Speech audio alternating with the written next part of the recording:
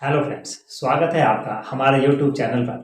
आज का हमारा विषय है मौलिक अधिकार। और मौलिक अधिकारों में हम अब तक आर्टिकल 12, 13, 14, 15, 16, 17, 18, 19, 20, 21, 22 देख चुके हैं। आई होप आपको ये सब बहुत अच्छे समझ में आ गए होंगे। आज हम आपसे उससे आगे आर्टिकल 23 से लेकर 30 तक हम देखेंगे, जिसमें शामिल हैं शोषण के विरुद्ध अधिकार, धार्मिक स्वतंत्रता का अधिकार, संस्कृति और शिक्षा संबंधी अधिकार। इसमें हम देखेंगे कि संविधान मानव व्यापार के बारे में क्या कहता है, 14 वर्ष से कम उम्र के बच्चों से काम कराने को लेकर क्या कहता है, क्या राज्य चाहे तो राष्ट्र हित में कार्य करा सकता है, क्या कोई भी संस्थान धर्म की शिक्षा देने के लिए स्वतंत्र है, मदरसों में शिक्षा का स्वरूप क्या है, क्या धर्म परिवर्तन करना न्याय संगत है, आदि पहलुओं पर हम आज चर्चा करेंगे। साथ ही साथ कहां से क्या प्रश्न बनेंगे इसको भी हम देखते हुए चलेंगे। तो जो आज हम मौलिक अधिकार देखेंगे वह है तीसरा अधिकार, तीसरा मौलिक अधिकार, शोषण के विरुद्ध अधिकार। और इसका जो उल्लेख है वो अनुच्छेद 23 से 24 तक है। आर्टिकल 23 एंड 24 मेरे हिसाब से यहाँ इतने सामान्य प्रकार के अनुच्छेद हैं कि अक्सर हर दूसरे एग्जाम में यहाँ से प्रश्न अवश्य पूछा जाता है। अनुच्छेद 23 आर्टिकल 23 जैसे ही हम देखते हैं सीधा हमको याद आता है बेगार प्रथा पर रोक लगाई गई है इस अनुच्छेद के तहत। अनुच्छेद 23 में क्या लिखा हुआ है, बहुत ध्यान से सुने। किसी भी व्यक्ति से आप बेगार नहीं करा सकते। अब चूंकि इसका हेडिंग है शोषण के विरुद्ध अधिकार, राइट अगेंस्ट एक्सप्लॉइटेशन, आर्टिकल 23 23वां अनुच्छेद ये कहता है कि किसी भी व्यक्ति से आप बेगार नहीं करवा सकते। और बेगार क्या है, बेगार वो है जिसका मतलब है कि कोई व्यक्ति अगर कोई काम करता है तो उस काम के बदले उसकी जो भी मजदूरी बनती है, जो भी उसका मानदेय बनता है, उसको वो मानदेय नहीं दिया जाता है, या जो मानदेय बनता है उसकी तुलना में मानदेय कम दिया जाता है, तो उसे हम बेगार कहते हैं। अनुच्छेद 23 बेगार प्रथा पर रोक लगाता है। एक तो बात है ये।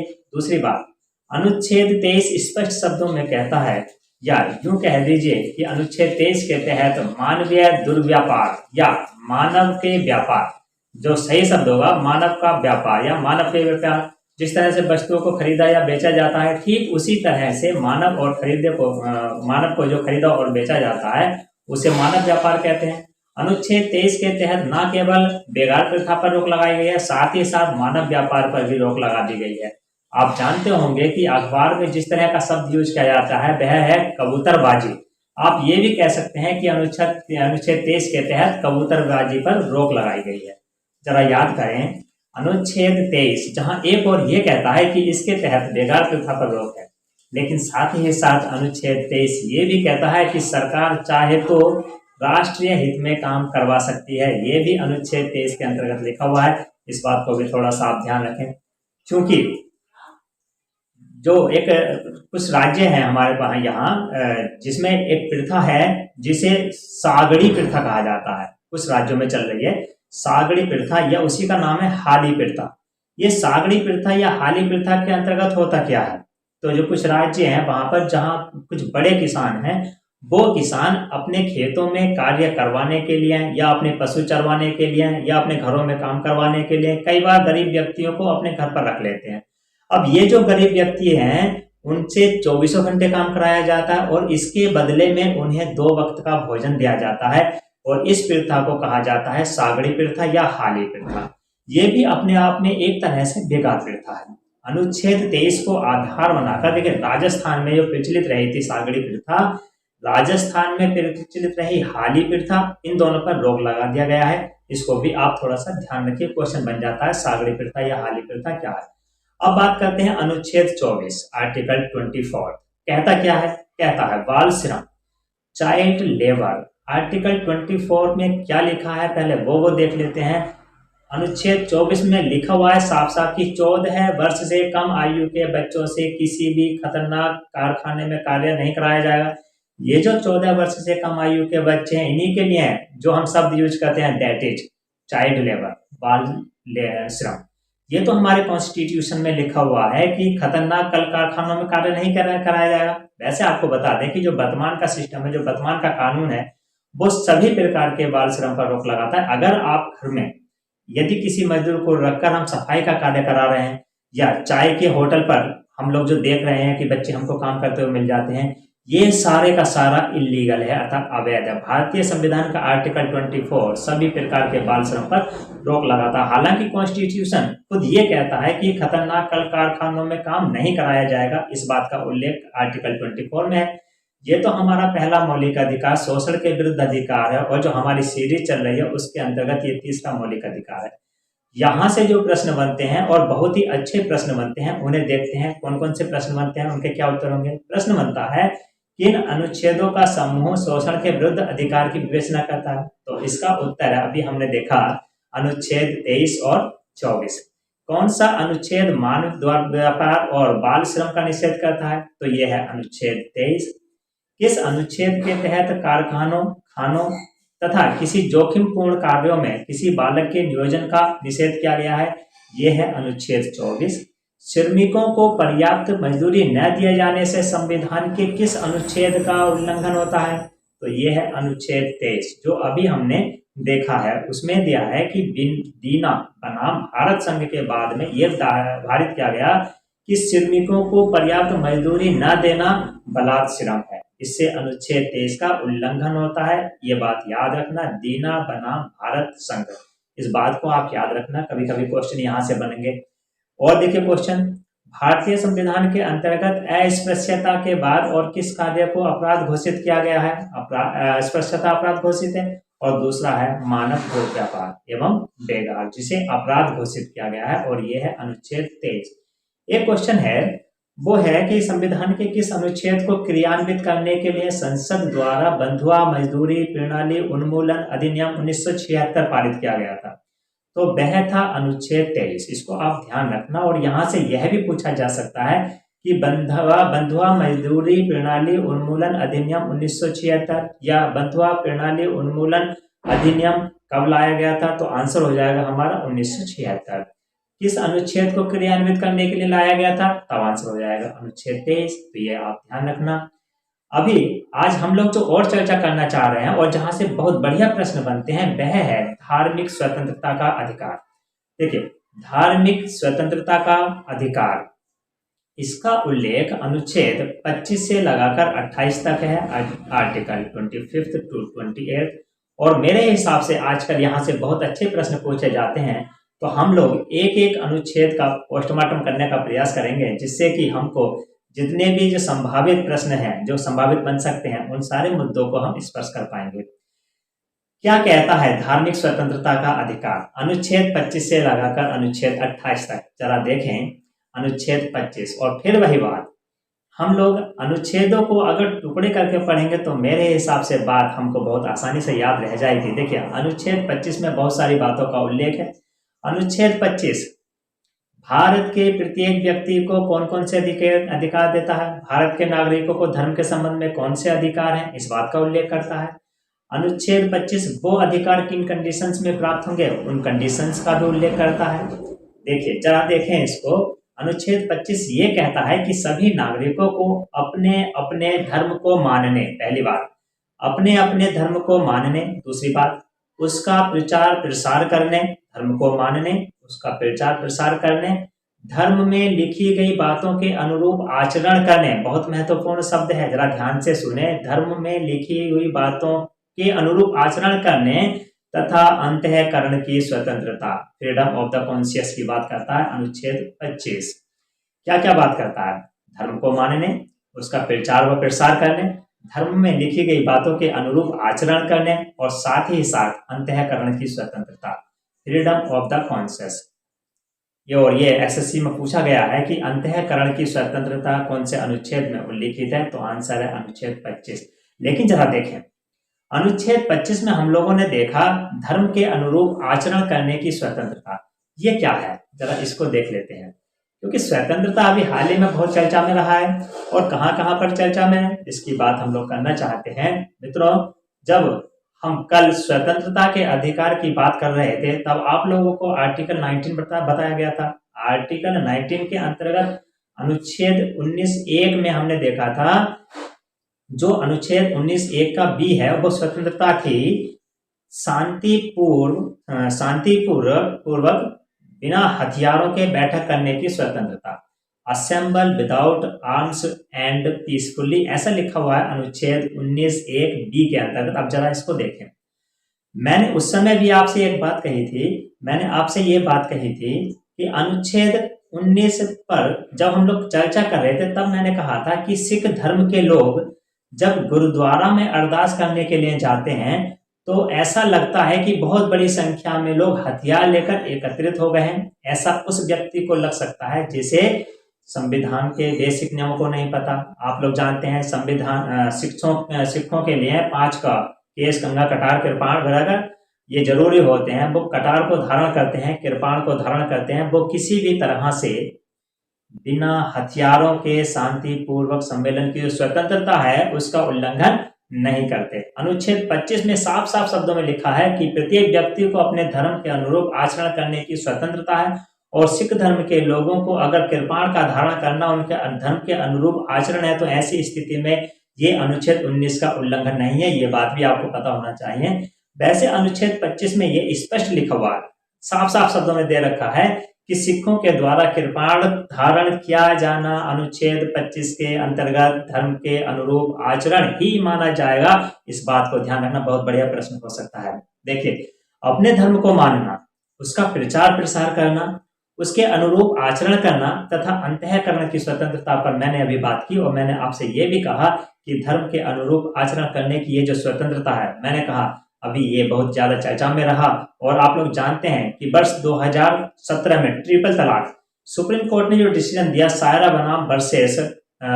Bano versus union of the India, और उसमें तलाक की विद्यत, ट्रिपल तलाक जिसे कहते हैं, उस पर सुप्रीम कोर्ट ने रोक लगा दी। ये जो मामला था उस मामले के अंतर्गत ये बात आई थी कि अगर इस्लाम ये कहता है कि ट्रिपल तलाक सही है तो वो उनके धर्म के अनुरूप आचरण माना जाना चाहिए। ये उन लोगों ने तर्क दिया था जो ट्रिपल तलाक के पक्षधर थे।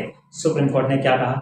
सुप्रीम कोर्ट ने कहा ट्रिपल तलाक न केवल भारत के संविधान के खिलाफ है बल्कि इस्लाम के सिद्धांतों के भी खिलाफ है। इसे धर्म के अनुरूप आचरण नहीं माना जाएगा, ऐसा सुप्रीम कोर्ट ने इसके अंतर्गत कहा। तो ये सारी बातें आपको ध्यान रखनी है। तीसरी बात, देखिए, जब हम लोग अनुच्छेद 21 पर हम चर्चा कर रहे थे तब आपसे एक बात कही गई थी कि अनुच्छेद 21 हमको जीने का अधिकार देता है, और आपसे यह भी कहा गया था कि जीने के अधिकार के अंतर्गत मरने का अधिकार शामिल नहीं है। आप लोग शायद जानते होंगे, एक जैन एक धर्म है और जैन धर्म में एक संथारा नामक प्रथा प्रचलित है। जैनों में संथारा प्रथा प्रचलित है। अब संथारा होता क्या है इसको देख लीजिए। संथारा का मतलब है जो जैन धर्म के लोग, उनके जो फॉलोअर्स हैं, उनके जो अनुयायी हैं, उन्हें जब ऐसा लगता है कि वो बुजुर्ग अवस्था की ओर बढ़ रहे हैं, जब उन्हें लगता है कि वो बुजुर्ग अवस्था की ओर जा रहे हैं, तब ऐसी स्थिति में वो लोग अन्न व जल लेना छोड़ देते हैं। ऐसा कहा जाता है कि जैनों में इस तरह की मान्यता है कि इस तरह से अन्न जल छोड़ने से मोक्ष प्राप्ति होगी। कुछ लोगों ने कहा कि यदि आप अन्न और जल नहीं लेते तो आप मौत की तरफ अपने आप को ले जाते हैं, और ये अनुच्छेद 21 का उल्लंघन करता है। अब आपको एकदम क्लियर कर दें, अनुच्छेद 25 में एकदम लिखा हुआ है कि धर्म के अनुरूप आप आचरण करने की स्वतंत्रता है। सुप्रीम कोर्ट ने अब तक की जो रूलिंग रही है उसमें यह कहा कि जैन धर्म में जो संथारा किया जाता है, संथारा अनुच्छेद 21 का उल्लंघन न होकर इसे अनुच्छेद 25 के अंतर्गत पढ़ा जाना चाहिए, जो कहता है कि हर व्यक्ति को अपने धर्म के अनुरूप आचरण करने की स्वतंत्रता है। वैसे इस संदर्भ में आपको पूरी तरह से अपडेट कर देते हैं कि जो राजस्थान है, राजस्थान हाईकोर्ट में लगभग 7-8 साल पहले संथारा पर रोक लगा दी। राजस्थान हाईकोर्ट ने इसे अनुच्छेद 21 का उल्लंघन मानते हुए इस पर रोक लगाई थी। उस निर्णय के खिलाफ में सुप्रीम कोर्ट में अपील की गई थी और सुप्रीम कोर्ट ने राजस्थान हाईकोर्ट के ये जो निर्णय था उस निर्णय पर स्टे लगा दिया। आज के दिन स्थिति यह है कि जैनों में आज भी संथारा प्रचलित है।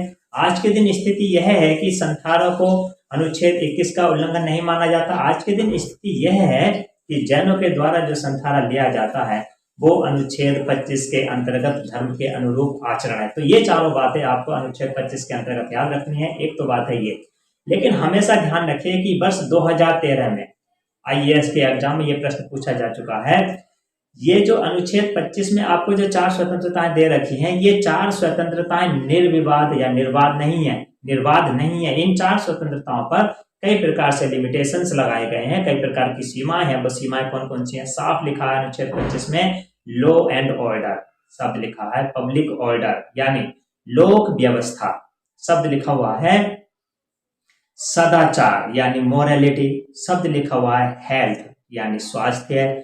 लोक व्यवस्था, सदाचार और स्वास्थ्य के अंतर्गत रहते हुए ये चारों प्रकार की स्वतंत्रता होंगे। इसका सीधा सा मतलब है अनुच्छेद 25 हमको जब 4 प्रकार की स्वतंत्रताएं देता है तो उन स्वतंत्रताओं पर किस आधार पर रोक लगाई जा सकती है, उन बातों का भी उल्लेख अनुच्छेद 25 करता है। इस बात को आप थोड़ा सा ध्यान रखिए। उस पर लिमिटेशंस हैं, 3 लिमिटेशंस हैं, public order, morality and health. और यही प्रश्न वर्ष 2013 आईएएस में पूछा गया था, और पूछा गया था अनुच्छेद 25 के अंतर्गत इनमें से कौन सी कंडीशन उल्लिखित नहीं है। वहां पर ये तीनों लिख दिया और एक एक्स्ट्रा शब्द जोड़ दिया, मानववाद। मानववाद जैसे किसी भी कंडीशन का उल्लेख अनुच्छेद 25 में नहीं है। इस बात को आपको याद रखना है। तो अनुच्छेद 25 4 प्रकार की स्वतंत्रताएं देता है, उसके लिए 3 कंडीशंस। इस एक तो बात हुई है। दूसरी बात, आपके मन में प्रश्न आ रहा होगा, आपके दिमाग में एक प्रश्न आ रहा होगा कि क्या धर्म परिवर्तन कर सकते हैं? ऑब्वियसली हम धर्म परिवर्तन कर सकते हैं, लेकिन अनुच्छेद 25 में अपने अपने धर्म को मानने की जो स्वतंत्रता दे रखी है, उसी के अंतर्गत हम लोगों को धर्म परिवर्तन करने का भी अधिकार है। यदि आप इस्लाम हैं तो आपको हिंदू धर्म स्वीकार करने की हिंदू धर्म का स्वीकार करने का अधिकार है। लेकिन मित्रों इस बात को ध्यान रखिएगा, अनुच्छेद 25 में 2 बहुत महत्वपूर्ण शब्द लिखे हुए हैं कि वहां स्पष्ट ये लिखा हुआ है, वो यहाँ ये लिखा हुआ नहीं है, ये लिखा हुआ नहीं है। अब देखिए संथारा की बात हो गई, संथारा अनुच्छेद 21 का उल्लंघन नहीं है। क्यों नहीं है भाई? क्योंकि सुप्रीम कोर्ट की जो रूलिंग है अनुच्छेद 25 में लिखा गया धर्म के अनुरूप आचरण, तो संथारा को धर्म के अनुरूप आचरण माना गया। देखिए अनुच्छेद 25 में कहीं पर भी ये लिखा हुआ नहीं है कि धर्म परिवर्तन करने का उसे अधिकार होगा, लेकिन ये जरूर लिखा हुआ है कि यदि कोई व्यक्ति दबाव में या आर्थिक प्रलोभन में या किसी प्रकार के लालच में धर्म परिवर्तन करता है तो अनुच्छेद 25 उस बात का उल्लेख करता है कि राज्य धर्म परिवर्तन पर रोक लगा सकता है। जरा सुनिएगा, धर्म परिवर्तन पर रोक लगाने का उल्लेख अनुच्छेद 25 में है, स्पष्ट शब्दों में है, और आधार है दबाव में परिवर्तन कर रहे हैं आप या किसी प्रकार के लालच में कर रहे हैं, लोभ में कर रहे हैं, तो रोक लगाई जा सकती है। ऐसा अनुच्छेद 25 में स्पष्ट लिखा हुआ है। आगे क्या लिखा हुआ है अनुच्छेद 25 में? अनुच्छेद 25 में यह भी लिखा हुआ है हिंदू धर्म से संबंधित सभी स्थल, मंदिर वगैरह समाज के सभी वर्गों के लिए खुले रहेंगे। इस बात का भी उल्लेख अनुच्छेद 25 में। याद करिएगा, हम लोगों ने पहला मौलिक अधिकार देखा था समानता का अधिकार, उसके अंतर्गत अनुच्छेद 15 देखा, और आज हम अनुच्छेद 25 की बात कर रहे हैं। दोनों में फर्क क्या है जरा देखिए। अनुच्छेद 15 में लिखा हुआ है सभी प्रकार के सार्वजनिक स्थान, चाहे वो मैदान हो, खेल के मैदान हो, चाहे तालाब हो, चाहे वो कुएं हो, वो समाज के सभी वर्गों के लिए खुले रहेंगे। अनुच्छेद 15 ऐसा कहता है। और अनुच्छेद 25 ये कहता है कि हिंदू धर्म से संबंधित सभी स्थल जिसमें मंदिर शामिल हैं वो समाज के सभी वर्गों के लिए खुले रहेंगे। इस बात का उल्लेख अनुच्छेद 25 करता है। और सबसे बड़ी बात क्या है? सबसे बड़ी बात यह है कि अनुच्छेद 25 में साफ शब्दों में लिखा हुआ है कि यहाँ हिंदू शब्द का मतलब जैनों से भी है, यहाँ हिंदू शब्द का मतलब सिखों से भी है। ये थोड़ा सा आप ध्यान रखिए। अनुच्छेद 25 में हिंदू शब्द के मतलब के अंतर्गत हिंदू शब्द का क्या आशय है, इसके अंतर्गत लिखा है कि यहाँ हिंदू का मतलब जैन भी है, यहाँ हिंदू का मतलब सिख भी है, यहाँ हिंदू का मतलब बौद्ध भी है। इस बात का स्पष्ट रूप से उल्लेख अनुच्छेद 25 करता है। इस बात को भी आप थोड़ा सा ध्यान रखिए। यहीं से 2017 में एक इंपॉर्टेंट प्रश्न बना था कि निम्न में से कौन हिंदू नहीं है, और ऑप्शन दिए हुए थे। कौन कौन से दिए थे? सिख दिया था, जैन दिया था, बौद्ध दिया था, ईसाई दिया था। और यहाँ जब आपको बताना था कि कौन हिंदू नहीं है तो राइट आंसर लगना था यहाँ पर, इस अनुच्छेद के आधार पर ईसाई हिंदू नहीं है। 25 के बाद अब हम लोग चर्चा करेंगे आर्टिकल 26 की। अनुच्छेद 26 क्या कहता है? अनुच्छेद 26 को आप 2 टुकड़ों में याद रखें। अनुच्छेद 26 कैसे याद रखना है? अनुच्छेद 26 को 2 टुकड़ों में याद रखना है। अनुच्छेद 26 के अंतर्गत प्रत्येक व्यक्ति को 4 अधिकार दिए गए। एक तो बात है वो, और दूसरा ये जो 4 अधिकार दिए गए उसके 3 कंडीशंस हैं, और वो 3 कंडीशंस क्या क्या हैं वो भी हम लोग बात कर लेते हैं। अनुच्छेद 26 में लिखा है प्रत्येक व्यक्ति को अपने अपने धार्मिक संस्थाओं को स्थापित करने, to establish the religious institute. अनुच्छेद 26 में ये लिखा हुआ है धार्मिक संस्था को न केवल स्थापित करने बल्कि उसका प्रबंधन करने। तीसरी बात लिखी हुई है, तीसरा जो शब्द लिखा है वहां पर जरा ध्यान से सुने, जंगम। जंगम चल व अचल, जंगम व स्थावर। देखिए जंगम, जंगम का मतलब ऐसी प्रॉपर्टी जो मूवेबल हो, और स्थावर का मतलब जो अचल, अचल का मतलब इमूवेबल, और चल मूवेबल। अनुच्छेद 26 में लिखा हुआ है सभी व्यक्तियों को अपनी धार्मिक संस्था स्थापित करने, उसका प्रबंधन करने, और आगे लिखा हुआ है चल व अचल, जंगम व स्थावर, संपत्ति को अर्जित करने, और आगे लिखा हुआ है उनका समुचित उपयोग करने का अधिकार होगा। ये सब बातें अनुच्छेद 26 के अंतर्गत लिखी हुई हैं। लेकिन आपको याद रखना है कि जो 4 बातें जो मैं कर रहा हूं ये तो प्राप्त हैं ही साथ इन चारों के लिए 3 कंडीशंस दे रखी हैं, और वो 3 कंडीशंस वही वाली कंडीशंस हैं जो हम लोगों ने अनुच्छेद 25 में देखी। अर्थात आपको ये 4 कंडीशन है वो एब्सोल्यूट नहीं है, उसके ऊपर बहुत सारी लिमिटेशंस हैं, उसके ऊपर बहुत सारी सीमाएं हैं, और 3 सीमाओं का स्पष्ट उल्लेख अनुच्छेद 25 में कर रखा है। और वो 3 सीमाएं कौन कौन सी हैं जो 26 में उल्लेख कर रखा है, वो है पब्लिक ऑर्डर, लोक व्यवस्था को नुकसान नहीं होना चाहिए, मोरलिटी सदाचार को नुकसान नहीं होना चाहिए, और हेल्थ यानी स्वास्थ्य को नुकसान नहीं होना चाहिए। इन तीनों सीमाओं के अंतर्गत रहते हुए आपको ये चारों अधिकार प्राप्त होंगे अनुच्छेद 26 के अंतर्गत। अभी आप लोगों ने देखा होगा क्या नाम था, तृप्ति देसाई। तृप्ति देसाई बहुत चर्चा में रही। कौन है वो महिला? ये वो महिला है जो अनुच्छेद 25 को आधार बनाकर हिंदू धर्म से संबंधित जो बड़े बड़े मंदिर हैं, शनिधाम का मंदिर वगैरह, ये सब चर्चा में रहे। इसमें प्रवेश के लिए वो आंदोलन कर रही हैं, क्योंकि अनुच्छेद 25 ये कहता है कि हिंदू धर्म से संबंधित सभी स्थल, मंदिर वगैरह समाज के सभी वर्गों के लिए खुले रहेंगे। हम और आप सब जानते हैं कि कुछ ऐसी जगह भी हैं, ऐसे मंदिर भी हैं, ऐसे धार्मिक स्थल भी हैं जहां पर स्त्रियों का प्रवेश वर्जित किया गया है। तृप्ति उसी के लिए आंदोलन कर रही हैं, और उनका तो पूरा एक ऑर्गेनाइजेशन है भूमाता ब्रिगेड, वो अनुच्छेद 25 को आधार बनाकर ही आंदोलन कर रही है, क्योंकि अनुच्छेद 25 में साफ लिखा हुआ है सभी स्थल समाज के सभी वर्गों के लिए खुले रहेंगे। देखिए आपके मन में अब यहाँ प्रश्न आ सकता है कि मंदिर की प्रॉपर्टी गवर्नमेंट यूज कर सकती है क्या? देखिए मैं एकदम स्पष्ट कर सकता हूँ इस बात को कि मंदिर की प्रॉपर्टी हो या किसी भी प्रकार की प्रॉपर्टी हो, आपको सबको अधिकार है। चल अचल संपत्ति आप अर्जित कर सकते हैं, लेकिन इसकी कंडीशंस हैं, पब्लिक ऑर्डर को नुकसान ना हो, वहां पर किसी प्रकार का करप्शन हो रहा हो, या फिर मोरलिटी उसे किसी प्रकार का नुकसान हो रहा हो, या फिर हेल्थ को नुकसान हो रहा हो, तो ऐसी स्थिति में सरकार उसमें हस्तक्षेप कर सकती है। अनुच्छेद 26 ऐसा कहता है। अनुच्छेद 27 देखें जरा, आर्टिकल 27 क्या कहता है।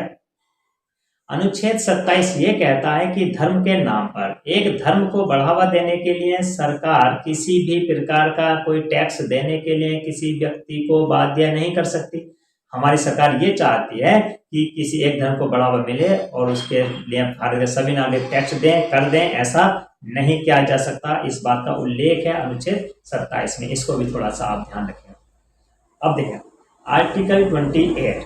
आर्टिकल 28 जानने से पहले आपके मन में एक प्रश्न आ रहा होगा कि हमको अनुच्छेद याद नहीं हो रहे हैं। देखिए मैं जानता हूं इन सब बातों को, मैं जानता हूं कि अनुच्छेदों को याद करना बड़ा कठिन कार्य है। आप एक काम कर सकते हैं, हर अनुच्छेद का एक कीवर्ड होता है। जैसे फॉर एग्जांपल भारतीय संविधान का अनुच्छेद 1 क्या लिखा हुआ है, राज्यों का संघ। आप केवल उस कीवर्ड को पकड़िए। भारत के संविधान में टोटल 395 अनुच्छेद है। आप इतने याद नहीं कर सकते और ना ही आपको याद करने हैं। क्यों? क्योंकि आपको केवल अपना एग्जाम पास करना है, और आप लोग जानते हैं एग्जाम पास करने की एक रणनीति होती है। एग्जाम जो जिस तरह के हो रहे हैं ना, ये आपकी मेरिट के मूल्यांकन नहीं है, ये आपकी रणनीति का मूल्यांकन है। आप किस तरह से टैक्टिक्स बनाकर एग्जाम पास करते हैं। आपको 395 अनुच्छेद याद नहीं करने हैं, आपको वे अनुच्छेद याद करने हैं जो महत्वपूर्ण है। आप कहेंगे महत्वपूर्ण को कैसे टालेंगे? पुराने एग्जाम्स में जिस तरह के प्रश्न पूछे जा रहे हैं उससे आप अंदाज लगा सकते हैं कि जो पेपर सेटर है वो किस तरह का पेपर क्वेश्चन दे रहा है। आप लगभग 100 सवा 100 आर्टिकल्स को याद रखें, और आर्टिकल्स को याद रखने का तरीका क्या है, बड़ा सिंपल तरीका है। हर अनुच्छेद में एक कीवर्ड होता है, एक ऐसा शब्द होता है जो उस अनुच्छेद के महत्व को समझे।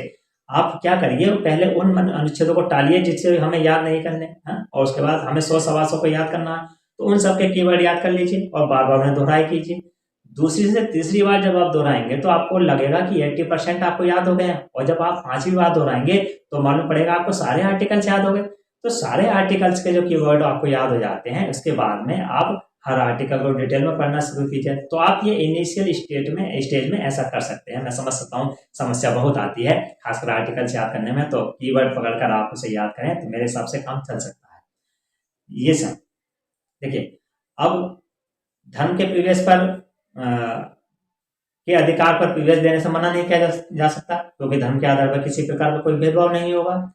अब बात करते हैं अनुच्छेद 28 की। आर्टिकल 28 क्या कहता है, बहुत महत्वपूर्ण है। आर्टिकल 28 लिखा हुआ है, किसी भी प्रकार की सरकारी या गैर सरकारी या निजी संस्थान में रिलीजियस एजुकेशन, धार्मिक शिक्षा नहीं दी जाएगी। इस बात का उल्लेख कर रखा है आर्टिकल 28 में। लेकिन आप याद रखें कि ऐसी संस्थाएं जो सरकारी हों, ऐसी संस्थाएं जो धर्म के उद्देश्यों को लेकर ही स्थापित की गई हों, वहां पर धार्मिक शिक्षा देने पर कोई रोक नहीं लगाई गई है। लेकिन जो सामान्य प्रकार की शिक्षण संस्थाएं हैं, चाहे वो सरकारी हो चाहे गैर सरकारी हो, वहां पर धार्मिक शिक्षा नहीं दी जा सकती, ऐसा अनुच्छेद 28 कहता है। ऐसे दो बातें मैं आपके साथ शेयर करना चाहता हूं।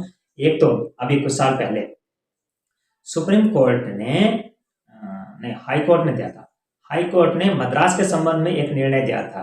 मद्रास वो राज्य है जहां पर कुछ वर्ष पहले सभी शिक्षण संस्थानों में वंदे मातरम अनिवार्य कर दिया गया था। उसके खिलाफ लोग कोर्ट में चले गए और कोर्ट ने साफ शब्दों में कहा कि वंदे मातरम हमारा राष्ट्रीय गीत है, इसमें किसी भी तरह से धार्मिक शिक्षा नहीं है, इसलिए इस प्रकार के गान पर कोई रोक नहीं है। अनुच्छेद 28 लिखता है धार्मिक शिक्षा नहीं दी जाएगी। इस सब के बावजूद भी मद्रास हाईकोर्ट का निर्णय, तमिलनाडु सरकार का जो निर्णय है, उस निर्णय को सही ठहराया गया है और तमिलनाडु के सभी शिक्षण संस्थाओं में वंदे मातरम को अनिवार्य किया गया। ऐसे तो प्रश्न बनते हैं एग्जाम में, प्रश्न ऐसे तो बनेगा, प्रश्न बनेगा भाई किस राज्य में शिक्षण संस्थानों में वंदे मातरम को अनिवार्य किया गया है, तो याद रखना तमिलनाडु में। और ये प्रश्न अगर इस रूप में नहीं बनता है तो चूंकि कहाँ कंट्रोवर्सी हुई, मामला हाई कोर्ट में गया और हाई कोर्ट ने उसे सही ठहराया, तो हो सकता है इस वजह से सवाल बन जाए, क्योंकि जहां विवाद है वही सवाल है। एक बात देखिए, अभी योगी आदित्यनाथ जी की जो सरकार है हमारे यूपी में, उन्होंने मदरसों में राष्ट्रीय गान को अनिवार्य किया, उसके खिलाफ भी मामला कोर्ट में गया और इलाहाबाद यानी प्रयागराज हाई कोर्ट ने कहा राष्ट्रीय गान किसी भी तरह से धार्मिक शिक्षा नहीं है। राष्ट्रीय गान तो हमारा संवैधानिक कर्तव्य है, जो हम लोग फंडामेंटल ड्यूटीज पढ़ेंगे 51A के अंतर्गत, तब आपको ये बात बताई जाएगी। मेरा कहने का मतलब ये है कि आप उन सारे मुद्दों पर ध्यान रखें। न्यूज़पेपर में जो बातें आ रही हैं, सीधा प्रश्न बन सकता है अभी हाल ही में किस राज्य में राष्ट्रीय गान अनिवार्य किया गया, तो वो यूपी हो जाएगा। प्रश्न आ सकता है अभी हाल ही में किस राज्य में सभी शिक्षण संस्थानों में राष्ट्रीय गीत वंदे मातरम अनिवार्य किया गया, तो उत्तर होगा तमिलनाडु। इस प्रकार के प्रश्न बनते हैं। पॉलिटी का सीधा सा रूल है और मैं अक्सर आप लोगों से ये बात बताने की कोशिश करता रहता हूँ कि पॉलिटिकल का रूल है, जहां विवाद होंगे वहां सवाल होंगे। इस बात को आप थोड़ा सा ध्यान रखें। मदरसों में रिलीजियस एजुकेशन दी जा सकती है या नहीं, अब देखिए अनुच्छेद 28 कहता है धार्मिक शिक्षा नहीं दी जाएगी। ये तो हुए हमारे दो मौलिक अधिकार। तीसरा जो मौलिक अधिकार है आज की अपनी क्लास में, वो है शिक्षा व संस्कृति का अधिकार। और मौलिक अधिकारों का जो सीक्वेंस है, उस सीक्वेंस में ये 5वां मौलिक अधिकार है, शिक्षा व संस्कृति का अधिकार, और इसका उल्लेख है अनुच्छेद 29 व 30 में। बहुत ध्यान से आपको बातों को सुनना है। शिक्षा व संस्कृति का अधिकार, इसका हेडिंग है, इसका टाइटल जो है वो है शिक्षा एवं संस्कृति का अधिकार, लेकिन बेसिकली ये अल्पसंख्यकों के अधिकार से जुड़ा हुआ है। लेकिन देखिए, जब हमारी संविधान सभा संविधान के निर्माण का कार्य कर रही थी, उस समय बहुत सारे विवाद थे, बहुत सारी बातों पर संविधान सभा के सदस्यों में बहस होती थी। एक विवाद ये भी था, आप लोग जानते हैं, भारत का विभाजन भारत की आज़ादी के साथ हुआ था और उस थ्योरी, 2 नेशन थ्योरी के तहत पाकिस्तान बना था, ये आप जानते हैं। हमारे देश में इस्लामिक देश के रूप में पाकिस्तान का उदय होने के बावजूद भी हमारे देश में बहुत सारे अल्पसंख्यक उस समय भी रहते थे और आज भी रहते हैं। अल्पसंख्यकों के मन में कुछ आशंकाएं थी। हमारे संविधान सभा में जो अल्पसंख्यक सदस्य थे उनके मन में कई सारी आशंकाएं थी। उन्होंने कहा कि जो अल्पसंख्यक हिंदुस्तान में रह गए या हिंदुस्तान में रहेंगे उनके भविष्य का क्या होगा, उनकी जो संस्कृति है, उनके जो खान पान है, उनके जो रीति रिवाज है, उनकी जो पोशाक है, उनका जो विशेष कल्चर है, ये विशेष जो कल्चर है उसकी कैसे रक्षा कर पाएंगे। तब हमारे संविधान निर्माताओं ने अल्पसंख्यकों के उन अधिकारों को सुनिश्चित करने के लिए जो अधिकार जोड़ा वह है शिक्षा व संस्कृति का अधिकार। उल्लेख है अनुच्छेद 29 से 30 यानी 29 और 30। पहली बात। दूसरी बात, आपके मन में प्रश्न आ रहा होगा कि अल्पसंख्यक क्या होते हैं, तो मैं एकदम स्पष्ट कर देता हूं। अच्छा, पहले आप बताइए कि भारतीय संविधान के किस अनुच्छेद में अल्पसंख्यक शब्द परिभाषित किया गया है, जल्दी बताइए जरा। देखें आप कितना बता सकते हैं, कमेंट कीजिए। करने क्या है, आपको केवल कमेंट करना है ना, कर दीजिए कमेंट। चलिए, नहीं बता पा रहे मैं बताता हूँ।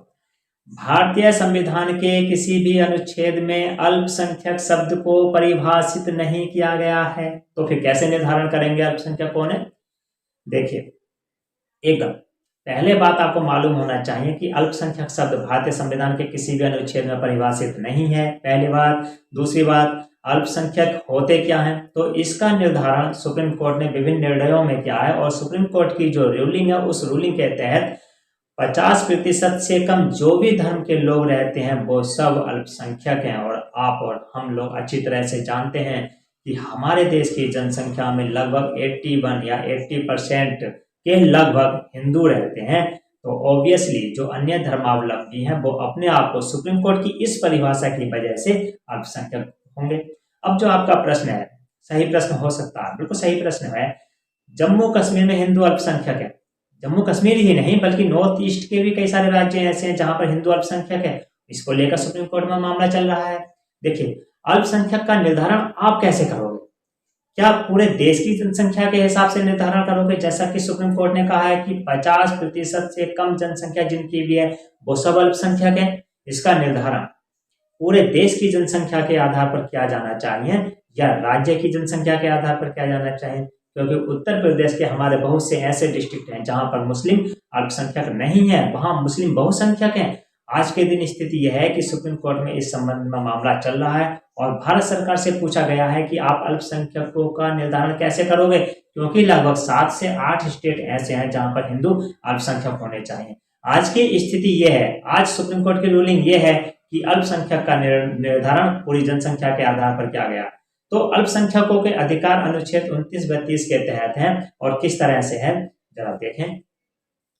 अनुच्छेद 29 ये कहता है कि सभी अल्पसंख्यकों को अपने भाषा, याद रखना तीनों शब्द, बहुत अच्छा प्रश्न बनता है यहाँ से, सभी अल्पसंख्यकों को अपनी भाषा, लिपि तथा संस्कृति को बनाए रखने का अधिकार होगा, ये अनुच्छेद 29 कहता है। और साथ ही साथ ये भी कहता है कि इस संबंध में उनके साथ किसी प्रकार का कोई भेदभाव नहीं किया जाएगा। आर्टिकल 29 में लिखा हुआ है भाषा, लिपि और संस्कृति, आपको याद ये रखना है। प्रश्न सीधा यहीं से बनेगा कि अनुच्छेद 29 में अल्पसंख्यकों के लिए जो विशेष प्रावधान किए गए हैं वो विशेष प्रावधान किस आधार पर किए गए, इनमें से कौन सा आधार नहीं है। वहां सभ्यता आ सकता है, खान पान आ सकता है, परंपराएं आ सकता है लिखा हुआ, रीति रिवाज लिखा हुआ आ सकता है। याद रखिएगा वहां 3 शब्द हैं, भाषा, लिपि और संस्कृति। ये तो बात लिखी हुई है आर्टिकल 29 यानी अनुच्छेद 29 में।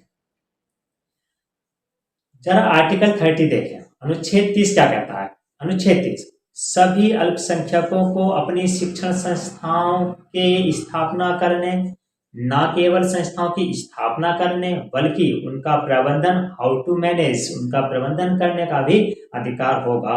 सभी अल्पसंख्यकों को इस बात का उल्लेख है अनुच्छेद 30 में। अब देखिए, आपके मन में एक बात आ रही होगी, यहाँ प्रश्न बन भी सकता है अभी जो पीछे है ना, कि भाई मदरसों में इस्लाम की शिक्षा क्यों दी जाती है। बिकॉज आर्टिकल 28 ये कहता है कि धार्मिक शिक्षा नहीं दी जाएगी किसी प्रकार की शिक्षण संस्था में, लेकिन अनुच्छेद 30 अल्पसंख्यकों के लिए विशेष प्रावधान करता है। वो कहता है अल्पसंख्यक न केवल अपनी शिक्षा संस्थाओं की स्थापना कर सकते हैं बल्कि उनका प्रबंधन भी वो कर सकते हैं। Article 30 is the constitutional base of the Islamic education in madrasas. मदरसों में इस्लामिक शिक्षा देने का संवैधानिक आधार है अनुच्छेद 30। इस बात को आप ध्यान रखिए। और एक बहुत अच्छा सा एग्जाम्पल दे रहा हूं मैं आपको, और उसके बाद हम आगे बढ़ेंगे। देखिए, आप सब लोग जानते हैं राइट टू एजुकेशन एक्ट के बारे में, शिक्षा का अधिकार अधिनियम 2009 कब लागू हुआ? 1 अप्रैल 2010 से। क्या कहता है उसमें? बहुत सारी बातें हैं, बहुत सारी धाराएं हैं उसमें। अब आपके मन में प्रश्न आ रहा होगा कि डिस्ट्रिक्ट लेवल पर होना चाहिए। अरे भैया, गांव लेवल पर भी किया जा सकता है, लेकिन ये तय कौन करेगा? ये तो सुप्रीम कोर्ट तय करेगा ना कि भाई अल्पसंख्यकों का निर्धारण किस आधार पर होगा। भैया डिस्ट्रिक्ट लेवल पर करा लो, गांव के लेवल पर करा लो, अब राज्य लेवल पर करा लो, जैसे चाहो वैसे कराओ, लेकिन कहेगा कौन? Supreme court. सुप्रीम कोर्ट का डिसीजन आएगा और तब सरकार उसके बारे में काम करेगी। लेकिन हम बात कर रहे हैं right to education, right to act education act के बारे में, जो 2009 है और जो 1 अप्रैल 2010 से लागू हुआ है। इसमें बहुत सारे प्रावधान हैं। उनमें से एक प्रावधान ये भी है कि सभी शिक्षण संस्थानों को weaker section of the society, समाज के जो दुर्बल वर्ग के लोग हैं उनके बच्चों के लिए 25% स्थान आरक्षित रखने होंगे प्रवेश के समय। चाहे वो स्कूल प्राइवेट हो, चाहे वो स्कूल सरकार से अनुदान प्राप्त करता हो, सभी प्रकार के शिक्षण संस्थानों में 25% वीकर सेक्शन ऑफ सोसाइटी के लिए आरक्षित होंगे। लेकिन बिकॉज आर्टिकल 30 अनुच्छेद 30 के कारण अनुच्छेद 28 और 30 में किसी प्रकार का विरोधाभास नहीं है। समझ लेना, इस बात को याद रखना। भारतीय संविधान के बारे में ये कहा जाता है it's a bundle of the contradiction. जो आप क्या समझ रहे होंगे ना कि भारतीय संविधान विरोधाभासों का पुतला है, नहीं, ये विरोधाभास नहीं है। ये भारतीय संविधान की सुंदरता है, ये तो भारतीय संविधान की खूबसूरती है। जब भी सुप्रीम कोर्ट के संदर्भ में किसी प्रकार का डिसीजन देता है तो वो एक आर्टिकल के बेस पर नहीं देता है, जैसा कि आप समझ रहे होंगे, हमेशा सामंजस्य करके रखता है। ये सामंजस्य का सिद्धांत वहां पर काम करता है। ये जो राइट टू एजुकेशन एक्ट 2009 है, बिकॉज ऑफ आर्टिकल 30 अनुच्छेद 30 के कारण अल्पसंख्यक शिक्षण संस्थाओं पर यह लागू नहीं होता है। यानी अल्पसंख्यक जो शिक्षण संस्थाएं हैं उन्हें 25% पद अपने यहाँ पर आरक्षित नहीं करने होंगे, क्योंकि अनुच्छेद 30 अल्पसंख्यकों के लिए विशेष प्रावधान करता है। तो इन सब बातों का आप थोड़ा सा ध्यान रखें। आज हम लोगों ने 3 मौलिक अधिकारों पर चर्चा की। मित्रों, आज के लिए इतना काफी है, लेकिन इससे पहले देखेंगे ना, उसके बाद जब ये हो गए हैं तो इसके बाद अनुच्छेद 31 आएगा जो निश्चित कर दिया गया है, और उसके बाद आएगा संवैधानिक उपचारों का अधिकार।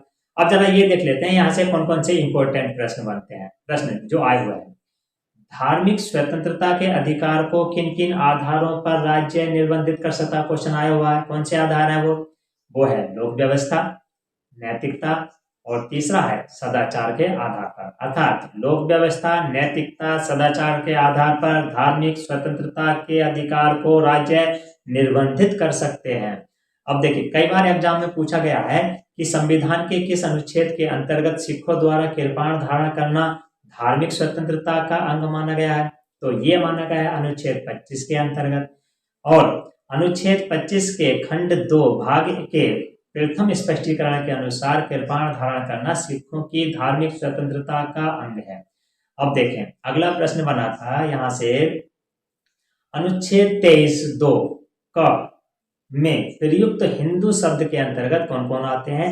ये यूपीपीसीएस में पूछा गया था 2006 में, और इसका सही आंसर होगा बौद्ध, जैन तथा सिख धर्म को मानने वाले लोग हिंदू धर्म के अंतर्गत आते हैं। क्वेश्चन बनता है संविधान के किस अनुच्छेद के अंतर्गत धार्मिक संप्रदायों को धार्मिक और अभ्योजन पूर्व शिक्षण संस्थानों के पोषण का अधिकार है? तो यह है अनुच्छेद 26 के अंतर्गत। अगला था क्वेश्चन, अनुच्छेद 26 के अंतर्गत किसी धार्मिक संप्रदाय या उसके अनुभाग को कौन कौन सा अधिकार प्रदान किया गया है?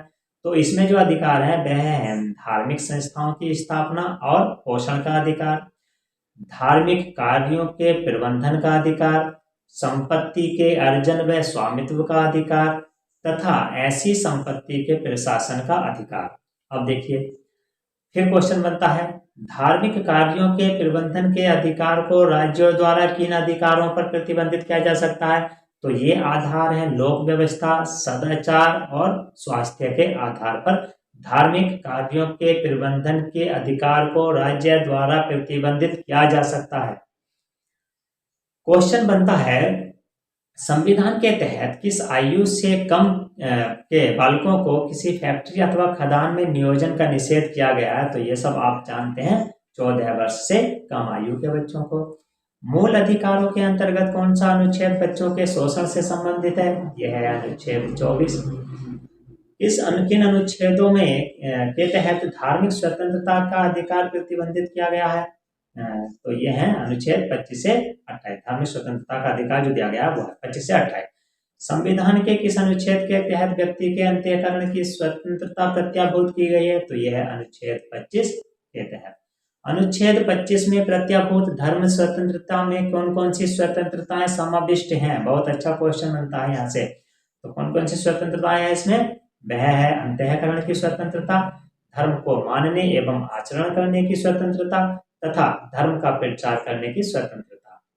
तो ये कुछ ऐसे इंपॉर्टेंट क्वेश्चंस थे जो विगत परीक्षाओं में पूछे गए हैं और जिनकी प्रबल संभावना है कि वो आगामी परीक्षाओं में अवश्य पूछे जा सकते हैं।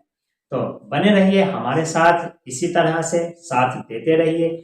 और आपने इतनी देर तक हमें सुना, हमारे साथ बने रहे, इसके लिए बहुत बहुत धन्यवाद।